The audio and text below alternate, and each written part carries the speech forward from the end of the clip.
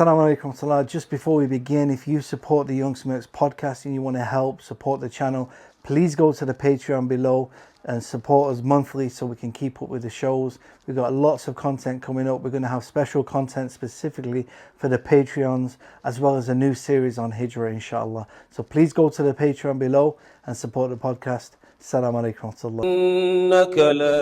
warahmatullah. أحببت ولكن الله يهدي من يشاء. Bismillahirrahmanirrahim. Assalamu alaikum warahmatullah. Welcome to the Young Smirks podcast. We're here today with a very special guest, Dr. Bilal Philips. Assalamu alaikum, Sheikh. Alaikum salam wa rahmatullahi wa barakatuh. Sheikh, it's a pleasure to see you again. Alhamdulillah. It's been a while. My pleasure to be back in touch with you. Sheikh, I wanted to basically speak about some of your books, your publications. Number one, it is something I've benefited from a lot, and I'm sure a lot of English speakers have benefited greatly from your work. And number two, the books are still very relevant. We're still short on books in the English language, believe it or not. We have many books speaking about different topics, but we don't actually have many books speaking about the fundamental topics, really, in English, because not many people are qualified to write on certain topics. And I wanted to basically speak about some of your work. I've only got a few of your books here with me today. The first one being Tawheed. This is basically speaking about the fundamental beliefs in Islam. Evolution of Fiqh, which is basically explaining how the different schools of thought came around. Usul Tafsir, Usul Hadith, these are some of the books that basically give, a new Muslim or any Muslim basically a good basic grounding in the religion. And I just wanted to speak a little bit about each one, and so that people who are watching can be encouraged to get a copy and read and learn more about the basics, and especially for new Muslims. I get a lot of messages from new Muslims asking what books do you recommend, and I always recommend your books, alhamdulillah. So I thought, well, I have the opportunity, maybe we'll speak a bit about each one of these, and it just gives people an introduction into your work and where they can benefit, inshallah. So first of all, Sheikh, we'll speak about Tawheed. So could you tell us a little bit about this book and why it's important, especially as a new Muslim, somebody who's new to the religion? What is the topic of Tawheed? What is Tawheed, and why is it so important in Islam? Well, the topic of Tawheed, as you mentioned, represents the foundation of Islam, the foundation of all revelations which were revealed by Allah subhanahu wa ta'ala to humankind. The core belief is that Allah is one and that He alone deserves to be worshipped. La ilaha illallah. There is no God worthy of worship besides Allah. That's the essence of the message. The book, I call it The Fundamentals of Tawheed, and wrote on it back in the 80s, actually the beginning, 1980. I wrote it as a manuscript, tried to publish it at the time, but was not able because the few people I knew who were in publishing English works, they felt it was,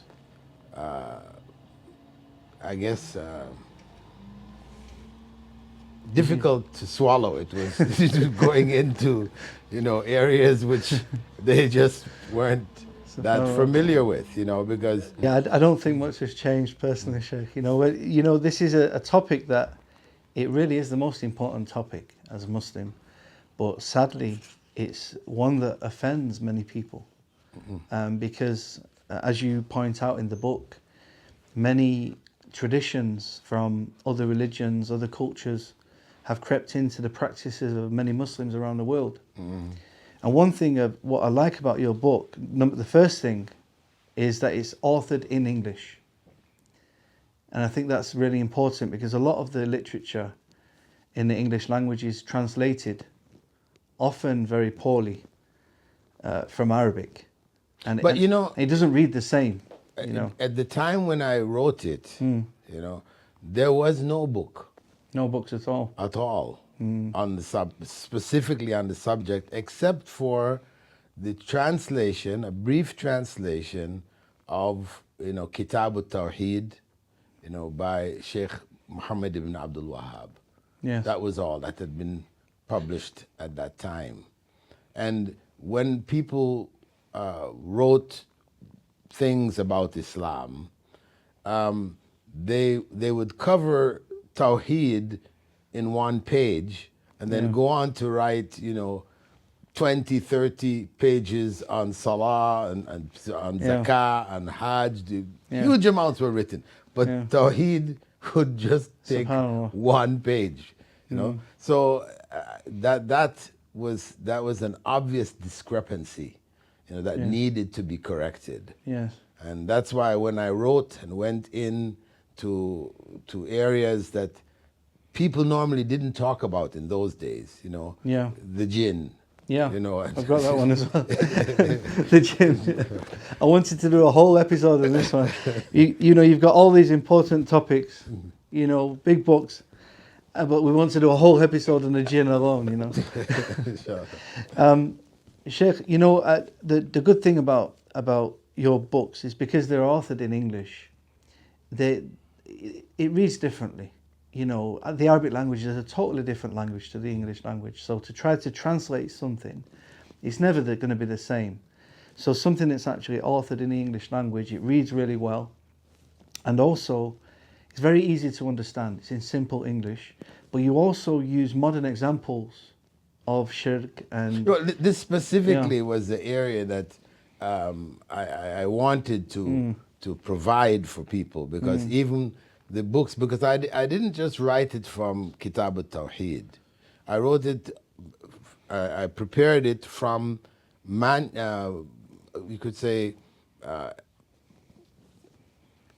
explanations written by earlier scholars on Kitab al-Tawheed. Yeah. What I studied in Medina, you know, a commentary on Kitab al-Tawheed, Tafsir al-Aziz al-Hamid, and others that had been written on Kitab al-Tawheed. So having studied the subject, and during the summers when I used to go back to Canada, US, West Indies, I would be passing that information on. And as I was giving this information to Westerners, you could say, you know, I had to give explanations which they could relate to. Yeah. Now, if I talked about tatayyur, for example, you know, the movement of birds and how this was, you know, nobody in the West, you know, thinks of bird movements as, you know, anything for, you know, belief and issues that are aqidah issues, you know. Yeah, it's true. Of how you believe in terms of birds moving this way or that way, you know, omens and... So I had to find, to get these ideas across to them clearly, I had to find examples that we were living, you know. I mean, I lived in the West. I knew what examples of this in Western society. Yeah.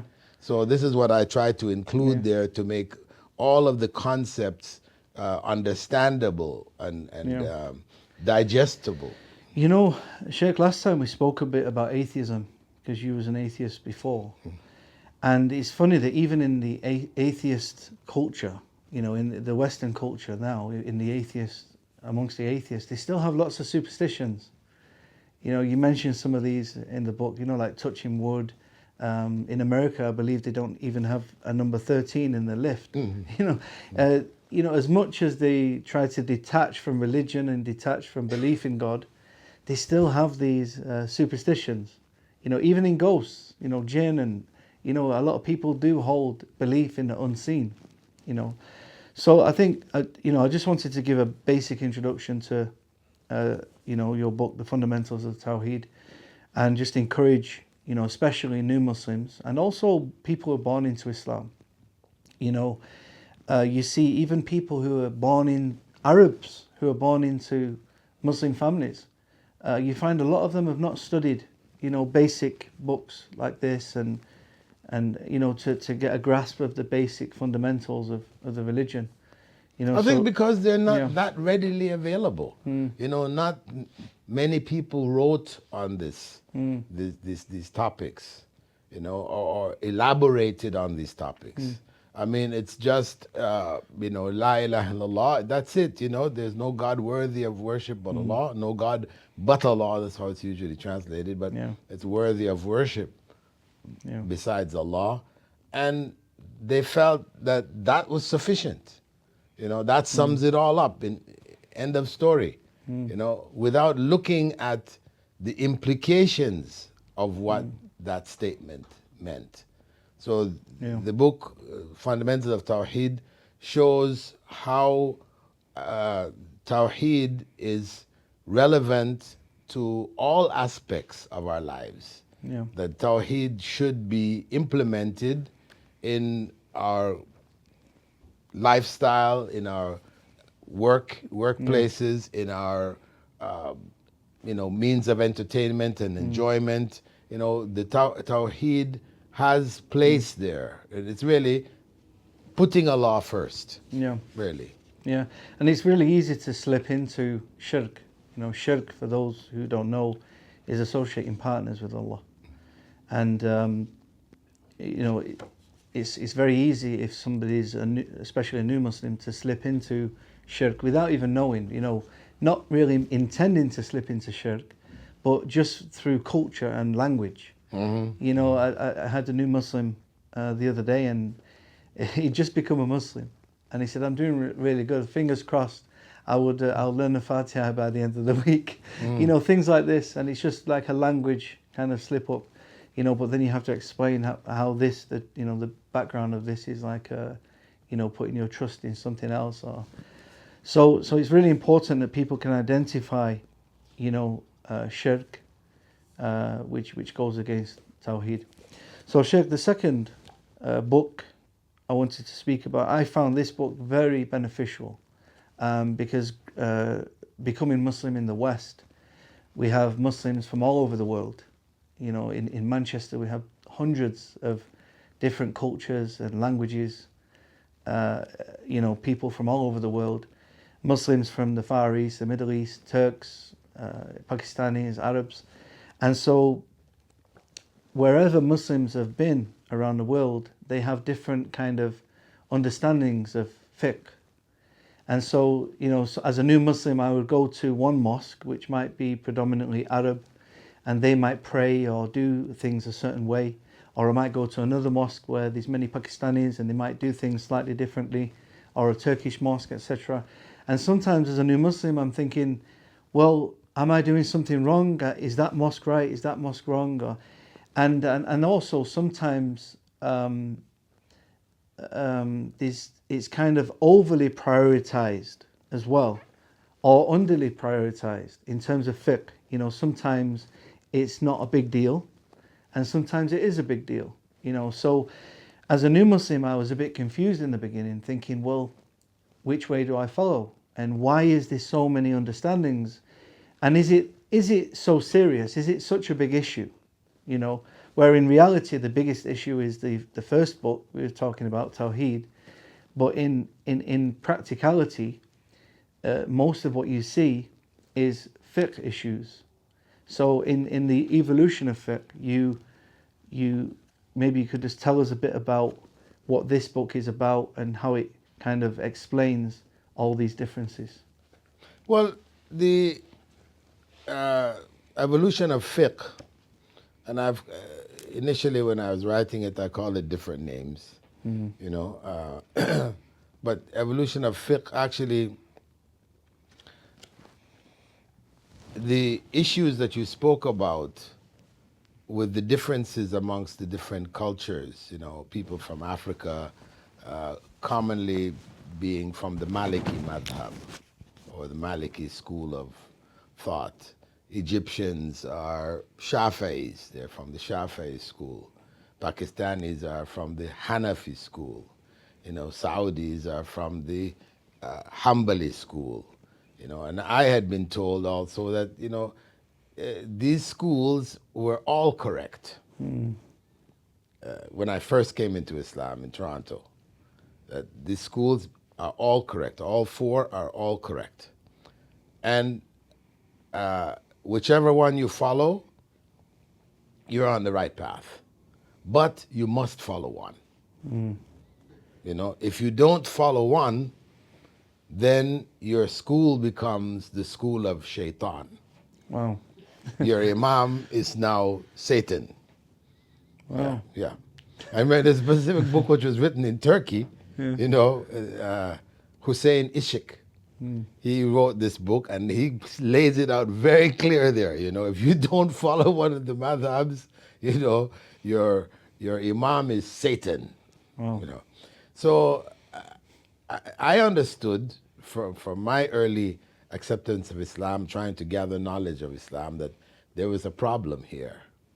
Because if you were a Hanafi and you accidentally touched a woman, your wudu was still valid. But if you were a Shafi'i and you accidentally touched a woman, your wudu was finished. So now if I'm to believe that both are correct, it means it is possible for you to have wudu and not have wudu at the same time. So this nobody could explain to me how that is possible. But they say you just have to accept it. Sheikh, but that was in the 80s. These days you can be two things at the same time these days. Well, yeah, sure. You could be many things. Yeah. But in those days, especially, that was a gap, a clear gap in front of me, which that's within the first year that I accepted Islam, I came across this. I realized that though people who were around me there in Toronto, were people from different parts of the Muslim world, and good brothers, sisters, etc. But this was a mystery. And for me to accept it, it would be like accepting how God could be three in one. He's one, but he's three. At the same time. So that I felt there was something wrong, because we're not, Christianity was something which evolved and had its own issues and created, Greek philosophy and all kinds of stuff. Whereas Islam was supposed to be the truth, the one truth, and nothing but the truth. So this needed an answer. And this is when I decided, within a year after I became Muslim, that I need to leave North America. Because there's nobody in the community who had any knowledge, because in those days there were no ulama or anything. Nobody had any knowledge. They were just talking from their culture, and their traditions, So that's when I decided I had to go to Saudi Arabia, to Medina, to study. And I went with brother Abdul Hakim Quick, who's Dr. Abdul Hakim Quick. We both went together. We both concluded this was the only way forward, and we went to study. When we decided that, at first we were thinking, how are we going to get there? It's maybe very quite costly and things like that. But then 2 scholarships were given to Toronto, MashaAllah. and nobody wanted them. Subhanallah. Nobody wanted them. They were given to the community, nobody was interested. Now today, if you give 2 scholarships, people would be killing each other to get it, right?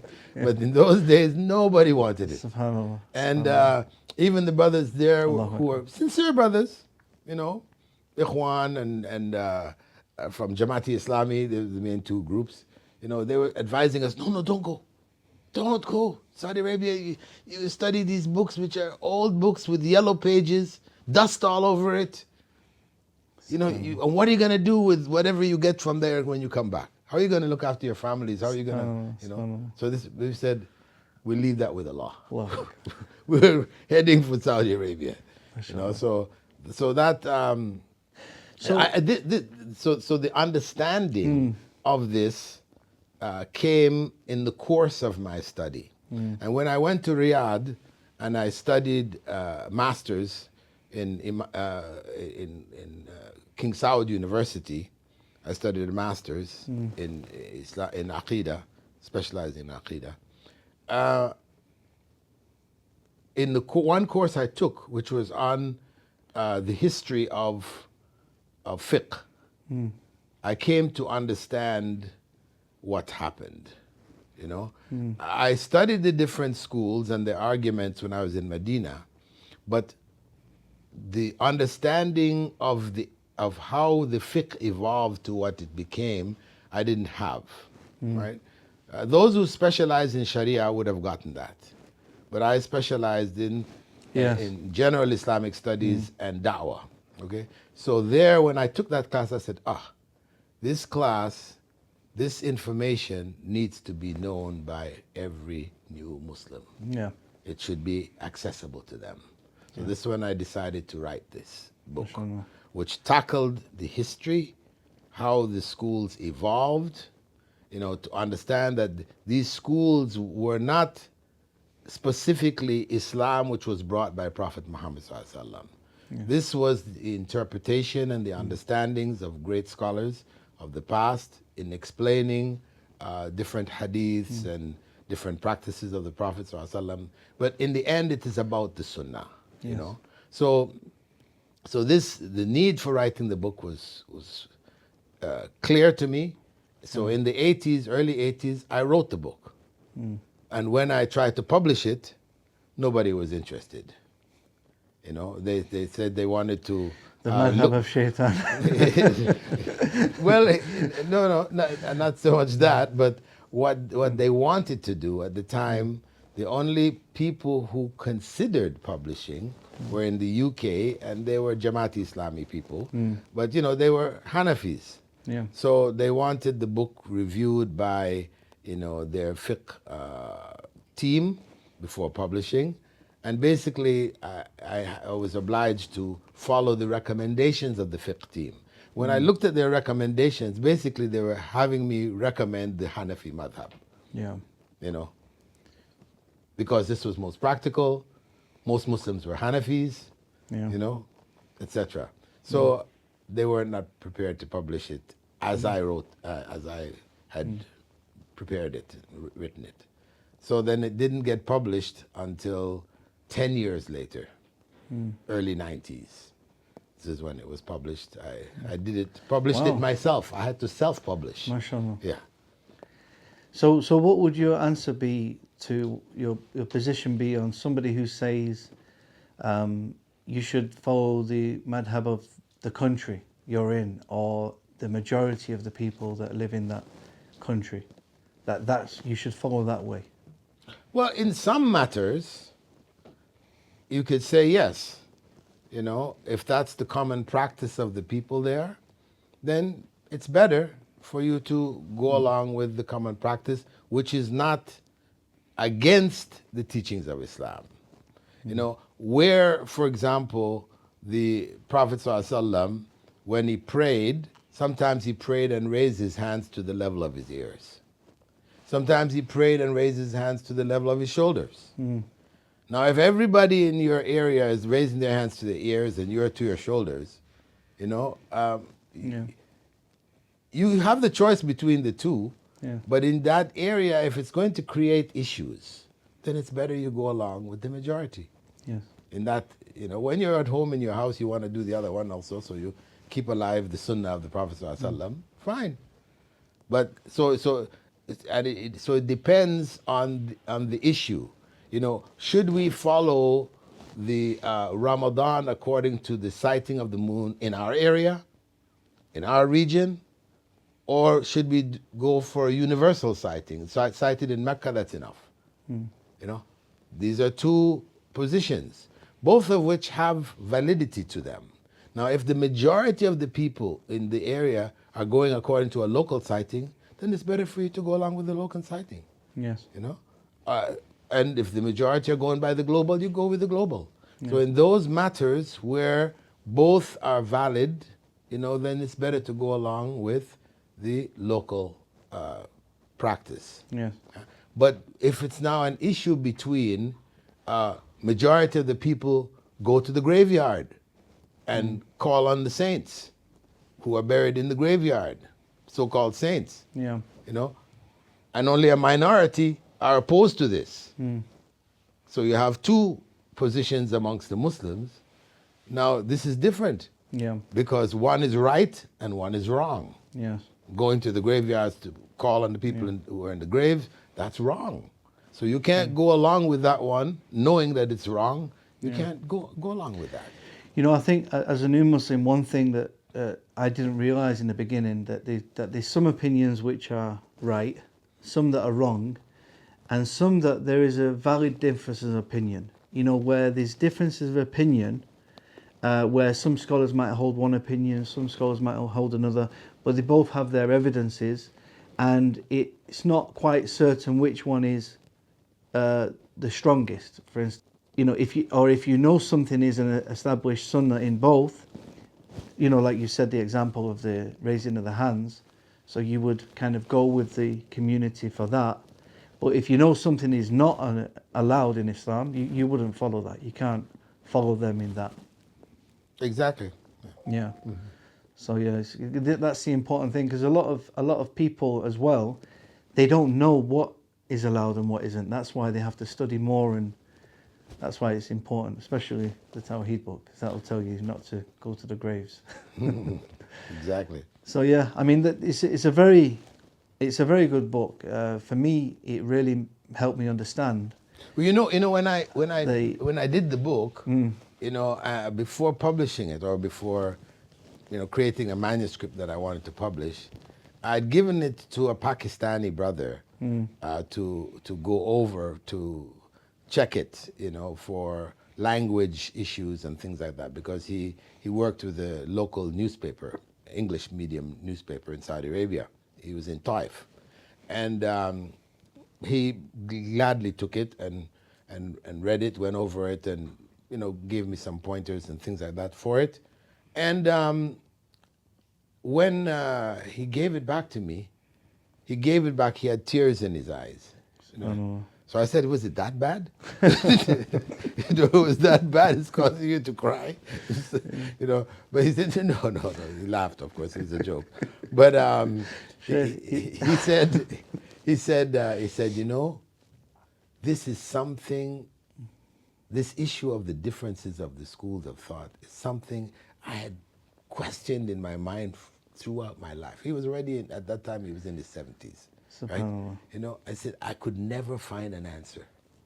You know, I just carried that with me throughout my life.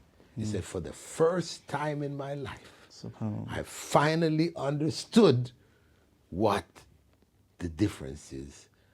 Where did they come from? You know, how to deal with them, how to, you know. So it caused him to cry. I said, MashaAllah. I mean, that was enough for me to say, this, you know, this is a validation of the importance of that work. You know, I think you also get a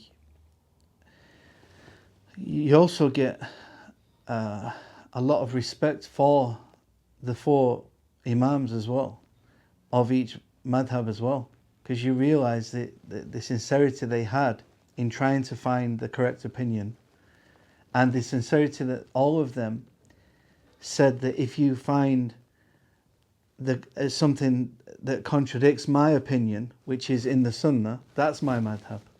You know, all of them, you know, basically admitted that they can be wrong in something. None of the imams thought they were infallible in their opinions. The way they looked at their work was they're just trying their best to get to the right opinion.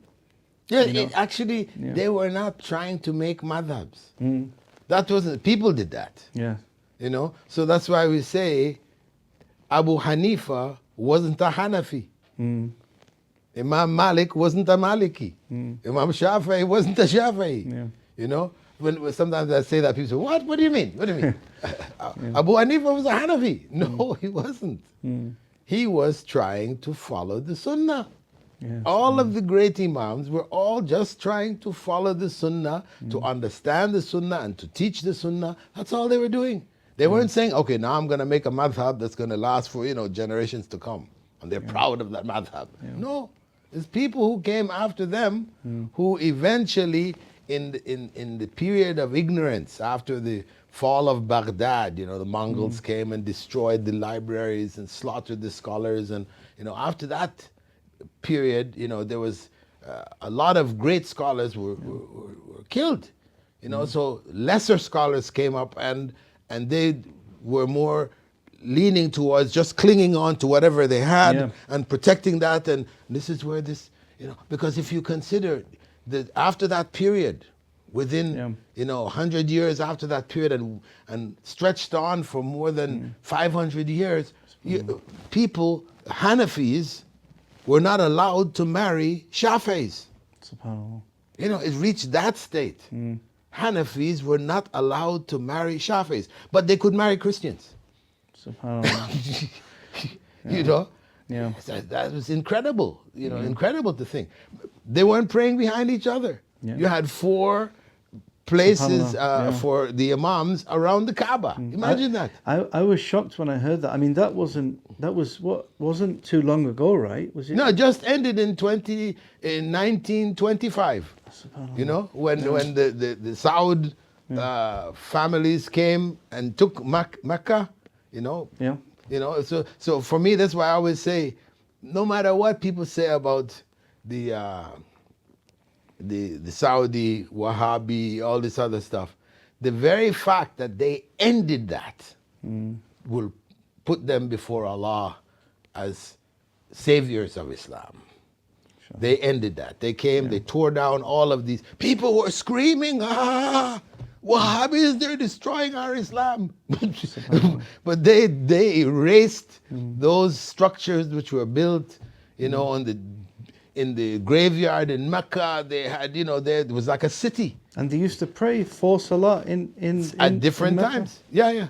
Now, one after the other. Yeah. Now, alhamdulillah, all the Muslims are praying together. Beautiful. Yeah. Sheikh, there's another book you wrote is Usul Tafsir. Now, this is like exegesis or exegesis of Quran. How the principles of understanding the Quran. Because one thing is we have the Quran. As Muslims, we know the Quran is preserved. We have the Quran. But, we can't just basically pick it up and expect to fully understand it. Of course, there's some verses that everyone can understand directly, but there's other verses that need more knowledge and expertise to derive the true understanding. So, could you tell us a little bit about this book and why you wrote this as well, and some of the important points on Usul al-Tafsir? Well, just let me say that writing of Usul al-Tafsir was intending to produce something in English that people could find a way of understanding issues in the Quran which wasn't available. Some of the other books that I've written, authors have written on that.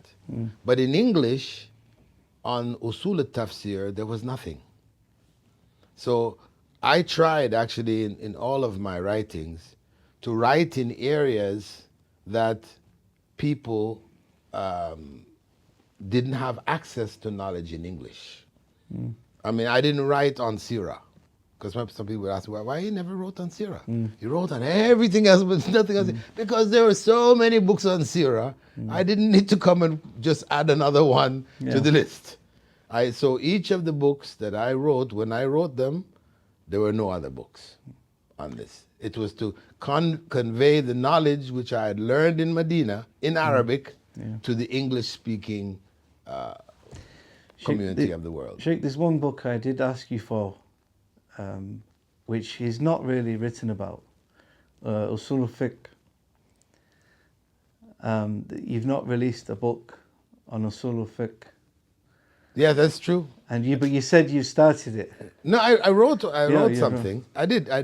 I commissioned the translation of a book which was used in the high school in Medina, the Medina High School connected to the university. There was a book which was prepared by Sheikh Abdul Muhsin Al-Abbad, right, on Usul Al-Fiqh. So that book, I commissioned its translation, then I revised it and added footnotes to it, etc. So that book was, I did use that book in courses which I taught, for Usul al-Fiqh in universities in the UAE. So it was done, but it was done not to the level of my liking. I wanted something more in depth. But Usul al-Fiqh is a very, in some aspects, very complicated.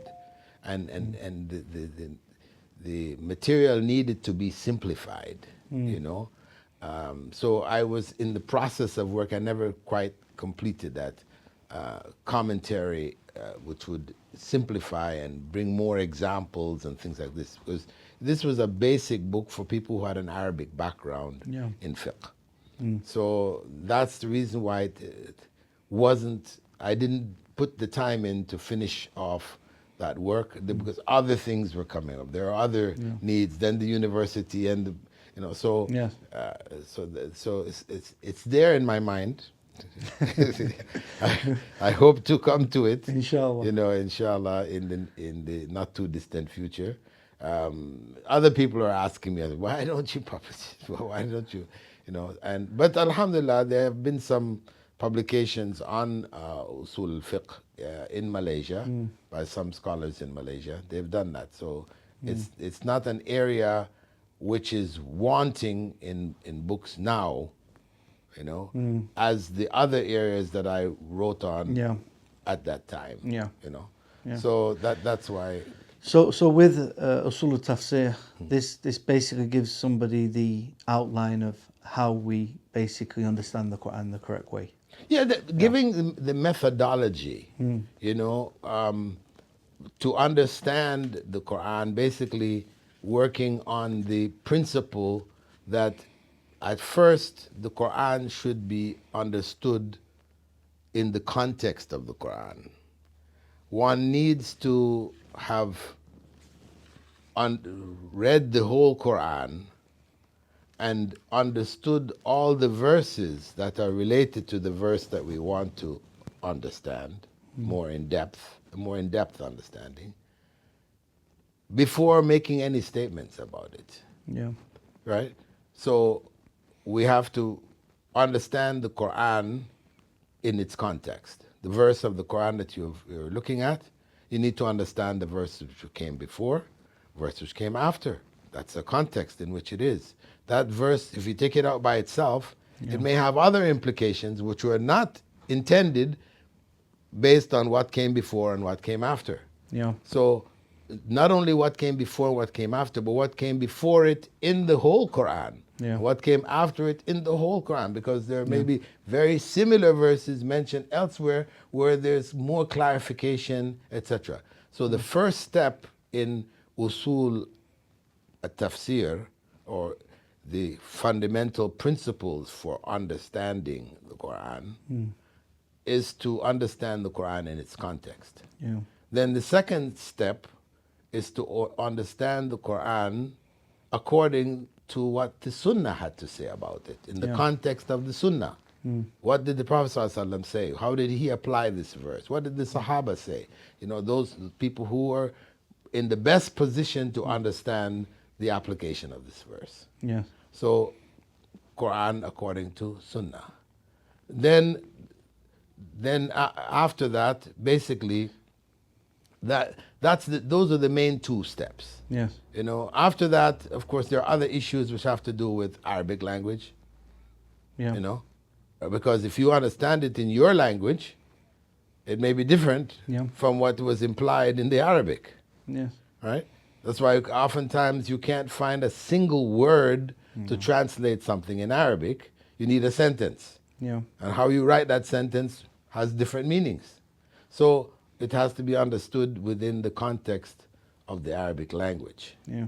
And then what the great scholars have said about it, you should also read. There are other tafsirs that have been done. So you don't just, okay, you got as far as understood it in Arabic language. I'm an Arab, I'm a whatever, I studied Arabic, and that's enough. No, it's not enough. Hear what great scholars of the tafsir of the past had to say. And why they said it as well. Yes, Yeah. yeah. So You know, so that it's subhanAllah. those steps, Yeah. for that, to understand that it's not just you open up and you Yeah. interpret as it hits you. Yeah. You know. And this is why it is such an important topic, because this is how misguidance comes. If you're misunderstanding the Quran and interpret it in the wrong way, you could be doing shirk, you could be becoming extreme, in one way or another. This is where misguidance comes from. That's why it's so important to understand it the correct way. Yeah, and shaitan. Yeah. Shaitan will pop an idea in your head. That sounds good. Yeah. I think it's that.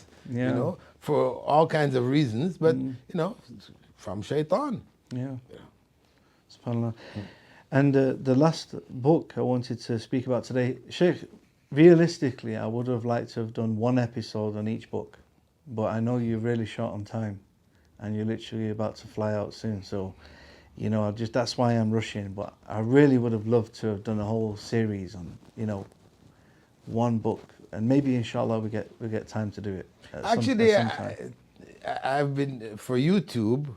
I have done a series. At least I've done about 25 of my books already. MashaAllah. Just taking each book and giving 2 minutes. But this is just a very short, much different from what we're going into, much more elaborate discussion. But doing that for each of the books, why I wrote each of the books, looking at it. Yeah, I saw a few of them clips, mashallah. I was happy, mashallah. Alhamdulillah. And but I really would have loved to just do an interview on each one. So the last book I wanted to mention today is Usul al-Hadith. So the principles or the methodology of Hadith. So could you tell us a little bit about this book and what is the aim of this book? Okay, the fundamentals or the Usul al-Hadith, meaning the science of Hadith as a discipline. What are the fundamental principles that form the foundation of this science? Because we're obliged to follow the Quran and the Sunnah. We know that. Prophet Muhammad ﷺ said, I left with you 2 things. You hold on firmly to them, you'll never go astray. The Book of Allah, my Sunnah. So we know those are the foundations for understanding Islam. The Quran and the Sunnah. So just as the usul, or the fundamental principles, guiding principles for interpretation of the Quran were usul at-Tafsir, similarly for the Sunnah, there also need to be guides and principles which form the foundation of the Sunnah. Because of the fact that some of the Sunnah, or what has been called the Sunnah, is not authentic. And so you have incorrect information, which could then misguide the one who grabs onto that. Yeah. And much of it is authentic. One needs to know how to distinguish between the two. For the average Westerner or non-Arabic person, etc., this is a mystery. Some scholars say this is sahih, it is authentic. Others say it's da'if, it's not authentic.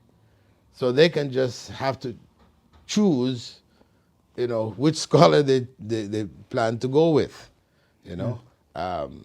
if he was a Hanafi and you're a Hanafi, then you say, okay, this is what. But there's something beyond that.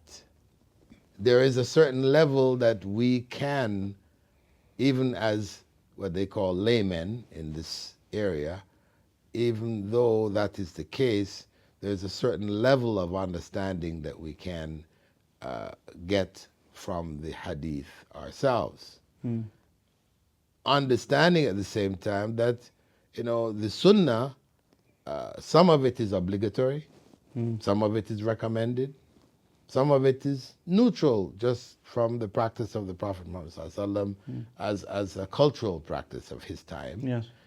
Some of it is disliked, and some of it is forbidden. In that the Sunnah, the Prophet ﷺ, through his Sunnah, he has identified the forbidden areas. Yes. Clearly.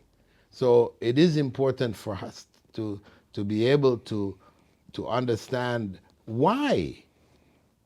What makes something haram and makes something else halal? Because for most Muslims it's just a mystery. The scholar so-and-so, Imam so-and-so said, and that's it. They're just going with it. So they haven't understood, they're blindly following. Yes. And of course, if that's all you can do, then that's all you can do. You do what you can, right? Yeah. But no, but if it were possible to provide a means for understanding Yes. the Sunnah, then as much as we can provide that, then it is better, because it empowers the Muslim. Whether young people or older people, it empowers them to be able to make decisions for themselves. Yes. Right? To make decisions for themselves. So this is an important aspect of Islam. Sheikh, one thing that I like about this book, when I first came to Islam, because I was from a Christian background, and because I'd fell out with the Bible, because of it's written by people, after Isa alayhi salam, when I first came to Islam, I kind of applied that same logic to the Hadith, because I'm thinking, well, yeah, the Quran's from Allah, but the Hadith is something that's kind of recorded by the companions of the Prophet, peace be upon him. That was kind of my logic. And this book really kind of outlines how also the Hadith have been preserved. And I think that's really important, because a lot of people can fall into this kind of doubting Hadith. When they first come to Islam, it's like, well, the Quran's enough. Well, no, the Quran tells you, to follow the messenger. So and when you understand that there's different levels of authenticity, and that you can actually distinguish which are the correct practices and which are not, it's very empowering, mashallah.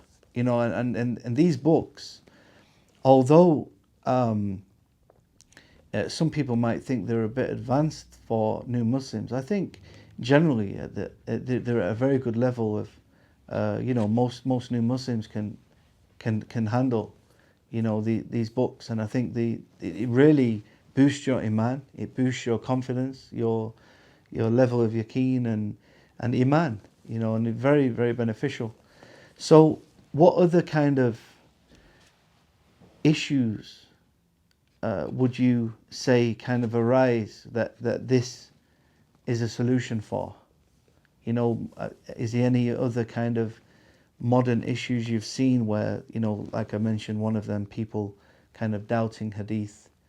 What other kind of issues have you seen which this book might help someone to understand? Well, as you mentioned, fundamentally, it would give confidence to one who had doubts about Hadith. Actually, Usul al-Hadith doesn't really focus in Arabic. It doesn't really focus on the process by which the Hadith were preserved. it teaches methodologies that were used by the scholars of the past and so on so. But this is a result, this analysis of the methodology is more a result of modern scholarship. You know, people like Dr. Azami, he did this area. The others have written on this in more recent times. You know, really in response to Orientalists' attempts to discredit hadith. So for us now in our times,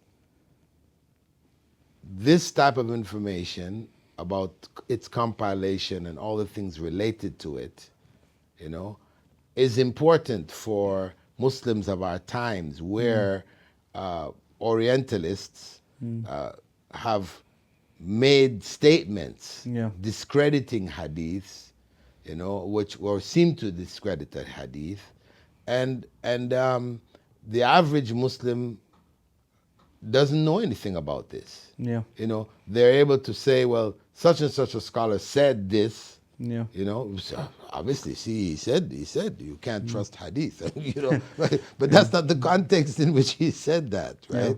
You know, but they're using it out of context and things like this. You know, are incorrect statements made, and they've built a whole body of anti-hadith literature, which one is confronted with when you go into this field. You see what they've written. What Muslims have written on that is relatively small, but even in its smallness, all the information is there to tackle it. But if it's not in English or in other languages, then very difficult for the average person to get it. So this was also making this information known. You know, that when the scholars said haddathana, you know, it didn't necessarily just mean so and so said to me. You know, it said it meant so and so said to me from what he had written with him. That's not included in the statement. You know, so understanding how these terminologies were used and what they actually meant, and you know, this is important for our times. You know, and the latest kind of doubts that the modern Orientalists are bringing, or I wouldn't call them Orientalists, most of them are Christians actually, is they're challenging the qira'at. So they're trying to bring doubts regarding the different qira'at, you know, the different recitations of the Quran. This is the new one, you know, because, you know, the qira'at is something that's kind of become, the various different recitations of the Quran is kind of new to the English-speaking Muslims. You know, it's only the past few years now with YouTube you're getting famous reciters like, you know, Sheikh Okasha and Brother Jamal from London and other famous ones, Abdul Rashid al-Sufi, and you know, all these famous reciters now where people are listening to different recitations of the Quran. We were not necessarily familiar with them as much. You know, it's more of a new thing for the Western Muslims. So now the Christians are picking on this now. This is the latest one. So now the scholars and some of the du'ats are trying to scramble to, you know, answer this and you know, deal with these doubts. So maybe you can think about that one next. Yeah, I mean, no, definitely. There's always something needs to be written on the qira'at. You know, as a reference work for clarifying these doubts which are being written. Somebody needs to write it, you know. So the people who specialized in the area of qira'at, the different recitation of the Quran, need to write something definitive. There needs to be something definitive. Like you say, I mean, even with the qira'ats, I'm guessing there'll be some areas where you can't deny certain recitations. There'll be some where scholars have this opinion, and there's some which again might not be authentic, you know, depending on what scholars say about that. And it's a very technical subject, and hopefully some of the scholars can write on that in the English language as well. It'll be beneficial. Yeah, definitely. In Arabic, I mean, there are writings in Arabic, but writings which were dealing with methodologies as opposed to writings responding to Yes. attack. Yeah. So the writings responding to attack, you're going to go into areas which those which are talking about methodology are not going to go into. Yeah. You know, it's just taken for granted. That's what it is. And, you know, Yeah. but this is among the need, you could say, the areas of need of our time. Yeah, I think with the Arabic language as well, it's less of a surprise because the Arabs are used to the different recitations, whereas the Western Muslims, they're not as familiar with the different recitations. You know, like I met many people who just recently become familiar with Sheikh al-Kasha and all the different recitations, and so many Muslims were hearing this for the first time. What, these different qira'ats, different words, different things in the Quran? It's something they couldn't believe. You know, so it was more of a surprise.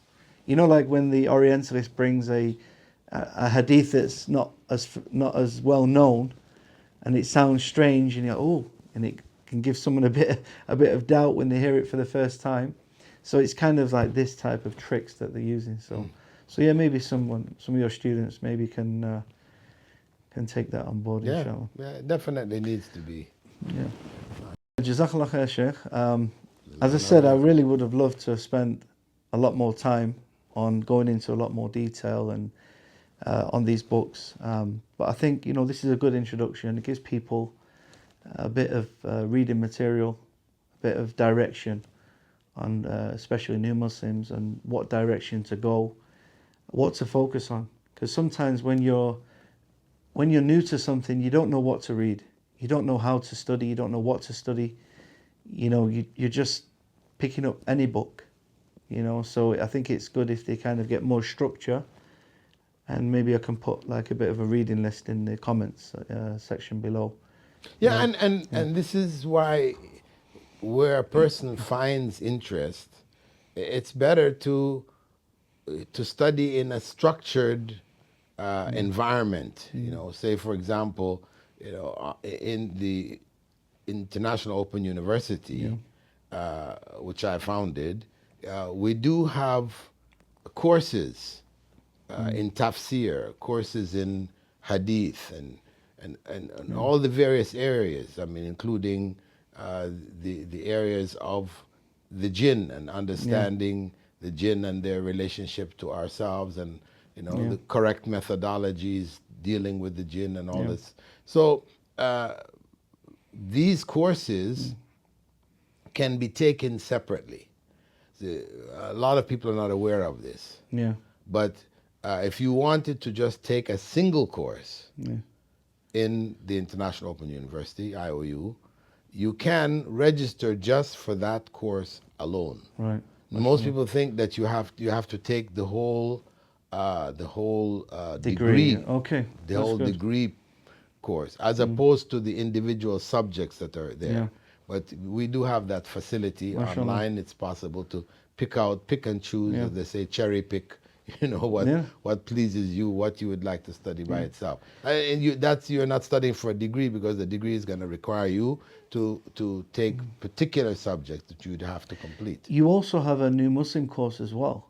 Yeah, is that also on your? That's a free course. Is that on the online university, or is that was that a separate? It was a separate website before, if I'm not mistaken. No. It's part of the Islamic Online University. You know, we have what we call the degree section, and we have the free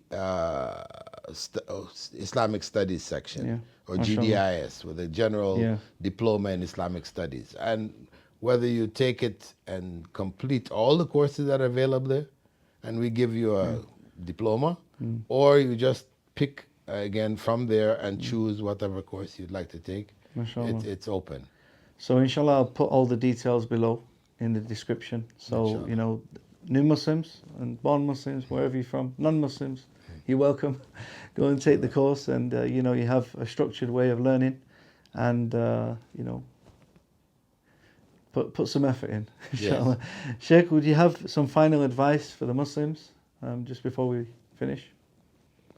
Well, I would just pass on what the Prophet ﷺ had said, you know, talabul ilmi farida ala kulli Muslim. Seeking knowledge is obligatory on every Muslim. That's the point, that we have to be engaged in increasing our knowledge, practicing that knowledge, and conveying that knowledge to others. That in other systems, knowledge of the religion, because of course that's primary. We should get knowledge about all of our lives, you know, about functioning, whatever we're engaged in, it should have a knowledge base to it. But particularly in the religion, one should be as knowledgeable as possible. In other systems, they say leave that to the priest, to the guru, you know, to the sheikh or whatever. Just, you know, I don't have to think about it. And that's No, where they no. went wrong. Yeah, it's a mistake to think in that way, because that causes people then to blindly follow others for the wrong reasons, you know, because some individuals who end up as leading figures in given different countries or different regions, etc., maybe people exploiting those around them. So you may be attracted to it for the wrong reasons also, because they're making things easy for you in areas that they're not supposed to. That, you know, yes, you're supposed to do it, you know. So by not having knowledge, you can't distinguish between what is being practiced culturally, the difference between cultural Islam and Islamic culture. You know, cultural Islam is what people are doing. Because non-Muslims ask me this question, you know, if Muslims do this, why are you saying that simply because Muslims are doing it, we can't consider it necessarily to be a part of Islam? You know, why? Because they may be doing it according to culture and not according to the teachings of Islam. Yes. Now, Islamic culture is the culture which comes out of practicing the teachings, the correct teachings of Islam. Yeah. And cultural Islam could be a mixer. It could have some of that and some of other things. Yeah. So this is one of the things we should always keep in mind. There is a distinction between Islamic culture, which is what we should be seeking, and cultural Islam. Jazakallah khair, Sheikh. It's been a pleasure to catch up with you again. Alhamdulillah, my And pleasure thank you. to sit with you. And thank you for all your help, you know. And, you know, thank you, you know, for all the Muslims. I'm sure many people have benefited from you. And, you know, we're very grateful for your work and your dedication to the religion. Jazakallah khair. Jazana wa yakum. إنك لا تهدي من أحببت ولكن الله يهدي من يشاء